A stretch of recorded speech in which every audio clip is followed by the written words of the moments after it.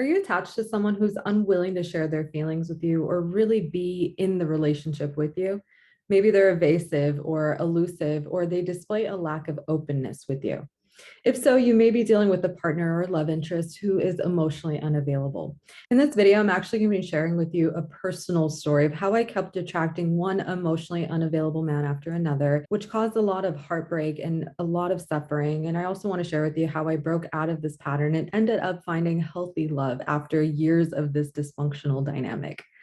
I'll also be sharing with you tips on how you too can break this pattern and stop attracting unavailable partners and to actually open up to experiencing healthy and fulfilling relationships moving forward. So please stay tuned.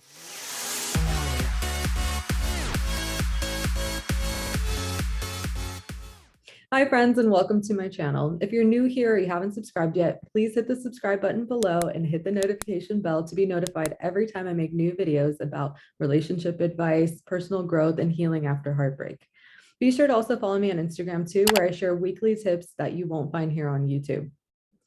So today I'm going to be sharing with you a very personal story, one that, I find many people struggle with since it's actually a common problem in relationships. It's either in the dating scene or dating one emotionally unavailable man after another, or even in marriages where spouses might be emotionally unavailable to each other. The insights and the tips I'll be sharing are very powerful for transforming your relationships in any scenario, really, especially when it comes to your relationship with yourself.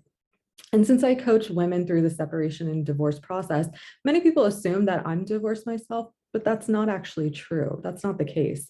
I work very closely with clients who are going through their separation and divorce. So I deal with divorces on a very professional level, having seen so many different types of divorces and the emotional toll and the trauma it can have on most people. But in my personal life, I struggled a lot with intimate relationships because I simply couldn't get a man to want to commit to me. Many fall into relationships at an early age, but then are faced with having to find themselves later on in life. For me, I had to go through a lot of heartbreak and find my way through the pain and rebuild myself in order to actually be able to be in a committed relationship. It wasn't until I completely transformed how I showed up in relationships and how I just was in general for me to find my husband and get married at 30. So again, this process is beneficial and valuable even if you just want to get out of a dysfunctional relationship and become a match for a more positive and healthy relationship. In my experience, I actually had no problem attracting some really great guys. They were all smart, charming, gentlemen, and they had a lot of amazing potential. The problem was that the ones that I fell for didn't actually want to commit to me. I actually had a tendency of getting very attached to what I refer to as the emotionally available, unemotional guy. This is someone who's generally emotionally intelligent. I could connect with them emotionally.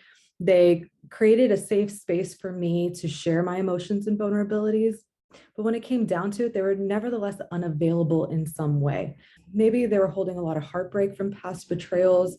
They swore off relationships, or were just grieving some other heartbreaks, or even they just wanted to simply enjoy their freedom and weren't really willing to commit to anything serious at that point in their lives. So these men weren't actually the typical emotionally unavailable individual who may have fears of commitment and intimacy, or who avoid deep connections and conversations, or are inconsistent with their communications, and maybe have this push-pull dynamic, or they just simply value their independence and freedom. And so while some of this applied in my relationship with these men, if you can even call it that, we would grow very close, become best friends, attached to one another. But without fail, I heard the same dreaded phrase: I love you, but I just can't be with you.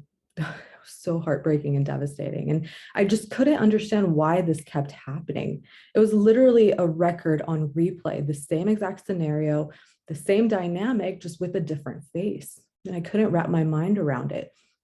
I was left feeling abandoned and rejected and devastated each time. The last time I heard this phrase uttered to me, I remember taking a step back and really getting curious. I recognized that this was a pattern that I had that kept repeating. I asked myself, why? Why does this keep happening? And what is about me and the way I present myself that kept me stuck in these unfulfilling and unrequited love situations? And at that point in my life, I had done a lot of personal development. I was reading books on spirituality and relationships and just self-help in general. So I was becoming aware of myself at that time. I think that's why I was able to see in each of these relationships that the pattern that they ended the same way. Then I realized then if that's the case, then I must be the common denominator. There was actually something really liberating about actually owning the fact that I was the common denominator. That means that the power is within me to change it. With the awareness that that was something within me that led me to be attracted to unavailable men, but to also stick around when it was clear that I wasn't going to get the commitment and the partnership that I really wanted, then I started to dive into my own personal history and my own psyche to figure out where this all stemmed from so that I could change it. So one thing I realized almost immediately after I recognized this pattern was that this was a pattern because it was familiar to me. I have a history where, my parents were unavailable. They worked all the time. I mean, we immigrated to a new country, so they were stressed and they were exhausted and they worked so much that maybe if they were physically present, they emotionally and mentally were somewhere else. So feeling like the adults in my life couldn't be there for me the way that I needed them to be emotionally created this belief that said, I'm not good enough.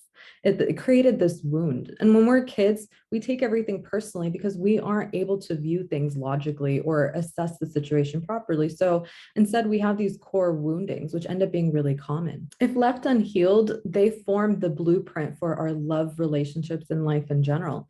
So for me, this core wounding kept playing itself out through my relationships and friendships and adolescence and into adulthood, where I would let people into my life who just really couldn't be there for me the way that I needed them to be.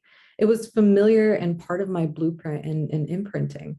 I guess the subconscious drive was that if I could get someone I'm attached to choose me and love me the way that I needed to be loved, then I could heal that wound from childhood. And in my case, I would actually connect with these men emotionally, which was actually refreshing. I felt safe, I felt seen and heard, and it fulfilled and soothed that wound that I had. And it was also probably why I stuck around a lot longer than I should have, despite the mistreatment. But I still felt abandoned and rejected when it just simply wouldn't progress into the more committed relationship that I really wanted. Let me know in the comments if this sounds familiar and if you've had similar experiences growing up, and love to hear your story. Another thing I realized was that I was actually unavailable to myself. I didn't know what it meant to love myself. I didn't know how to love myself. It was never modeled for me. And I thought I was a confident person. And, I was confident in certain regards. I was very capable, smart, accomplished. But when I dug deeper, I actually had a poor self-image and I was disconnected with who I was, the essence of me. I didn't know what I really wanted, who I was, what I stood for. I suppressed how I felt because I didn't want to appear needy or clingy. I actually became really good at shape shifting and people pleasing and being there for others at the cost of abandoning myself. I said yes when I really wanted to say no, and I stayed when I should have walked away. I was too afraid for standing up for myself for fear of being alone. I was afraid of fully being vulnerable with myself and with others. I had a habit of betraying myself, of self sacrificing and putting on a facade instead of really owning my thoughts and my needs and desires.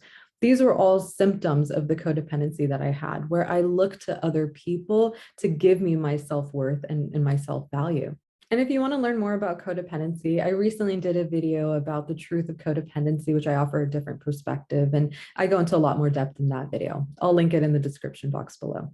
So all of these were also signs that I had weak or poor boundaries. I allowed mistreatment because I didn't speak up for myself. I stayed quiet and said okay to just being friends when I really wanted more, but I was too afraid of losing them. So instead, I focused on the other person and hardly on what I wanted and what I needed. I would play it cool and I'd act like I didn't have needs because I didn't want to appear needy or clingy. And I got really good at shape shifting and being the person that I thought the other person wanted me to be in hopes that they'll finally commit to me. But of course, none of that worked. And it led to so much of that push-pull dynamic and toxicity. It was just very maddening.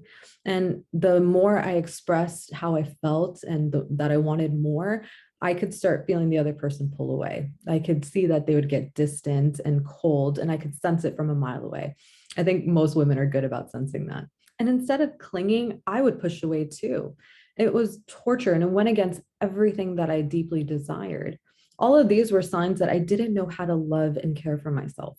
I accepted breadcrumbs and fantasized about what an amazing future I would have, but I was actually alone in that fantasy. So I started asking myself, what would someone who loved themselves do? This changed everything. Would someone who loved themselves stick around waiting for someone to choose them? Would someone who loves themselves keep giving and giving in hopes that the other person will accept and validate them as lovable? Or would someone who loves themselves say that this is what I want? This is what I'm willing to accept. This is what I'm worth. I'm worth it. And I'm not willing to settle for less than what I truly desire. And I will not look for other people to validate me because I accept myself, flaws and all. So I encourage you to start asking yourself that with compassionate curiosity. Whenever you're considering something or whatever you're contemplating, ask yourself first, what would someone who loves themselves do in this situation? What would they say? How would they show up? I know it will change everything for you too. Next, I want to share some tips on how you can start breaking free from this pattern too. The first thing I want to say is that you want to focus more on yourself than the other person. Take a hard look at how you're showing up in the relationship. If you have a pattern of attracting unavailable men, ask yourself how maybe you're also unavailable to yourself too. Do you reject certain parts of yourself? Do you suppress your thoughts, your needs and desires? Do you avoid feeling and distract yourself and numb these intense emotions? Be your own support system and send yourself some compassion. Be there for yourself when you're hurting, like a good friend or a parent would. Be available to yourself. If you want someone to commit to you or be available for you emotionally, then you'll need to first be available to yourself. You want to start turning your attention inwards and choosing to lift yourself up. And that will help you to raise your confidence, your self-esteem. Then ultimately, your need to be externally validated will become less and less because you've developed a strong relationship with yourself. Another tip is to not project. See how your partner reacts to your needs for more and believe them in what they say. This one helped me sober up and stop the fantasizing. I was caught up in the fantasy that things could change, and I took them saying that they didn't want to commit to me actually as a challenge. Maybe if I'm cool enough or I play the game right somehow, I could get them to change their minds. It never worked though. It just led to more suffering. So if they say they can't or they won't go deeper with you, believe them. Watch their behaviors and believe them when they say that they don't want to commit or that they don't want to give you more. You don't need to stick around and try to get them to change their minds. Believe me, it's not worth the headache. It's too stressful. So you should be willing to walk away. I know this is really hard if you truly see that person's potential, that person's beauty in their heart. You hold on because you want to believe that things can change, but we can't control the other person. We can't make them want the same things we want. We can't expect them to be who we need them to be. Instead, when you work on raising your own self-esteem and following the advice that I give in tips number 1 and 2, then you'll let go with love and compassion. You recognize that you deserve more than what you're getting, and you aren't willing to settle and stick around in hopes of being chosen, of accepting breadcrumbs and hoping it can turn into the whole meal one day. Trust me, I've been there. It's a very disempowering place to be. Instead, you recognize that this person can't or won't give you the type of relationship you want because maybe they're just simply not in that place in their lives or within themselves to be able to give you what you want or meet you where you are. So have enough personal strength to release this attachment without judgment. You let them go to find whatever it is that they're looking for as you do the same. If you find yourself in a marriage or relationship with an emotionally unavailable partner and you're ready to start experiencing healthy love, I encourage you to apply to work with me privately. The link to apply is in the description box below. I hope this video was helpful. And as always, please like, share, subscribe to this channel for more videos like this and catch up on the other videos that I've been posting. And I thank you for watching, and I'll see you in the next video. Bye.